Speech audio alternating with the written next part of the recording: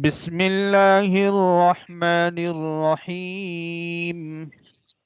ومن بسم أراد الآخرة وسعى لها سعيها وهو مؤمن فأولئك كان سعيهم مشكورا. كلا نمد هؤلاء وهؤلاء من عطاء ربك وما كان عطاء ربك محظورا.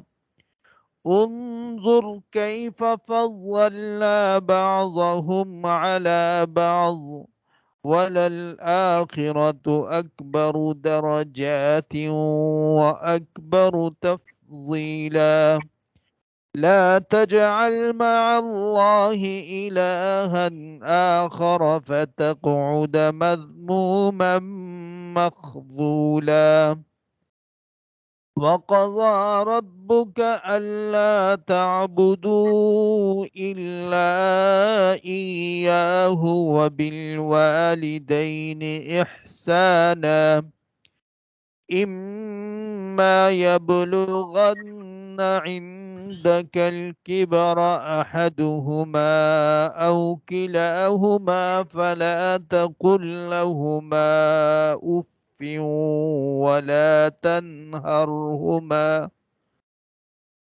ولا تنهرهما وقل لهما قولا كريما. واخفض لهما جناح الذل من الرحمة وقل رب ارحمهما كما ربياني صغيرا. ربكم أعلم بما في نفوسكم إن تكونوا صالحين فإنه كان للأوابين غفورا. وآت ذا القربى حقه والمسكين وابن السبيل ولا تبذر تبذيرا. إن المبذرين كانوا إخوان الشياطين وكان الشيطان لربه كفورا.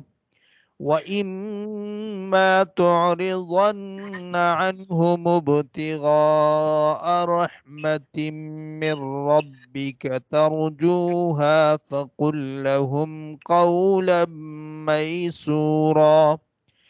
ولا تجعل يدك مغلولة إلى عنقك ولا تبسطها كل البسط فتقعد ملوما محسورا.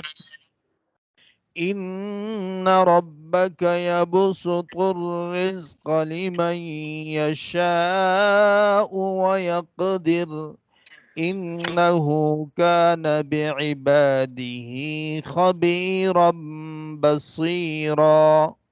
صدق الله العظيم.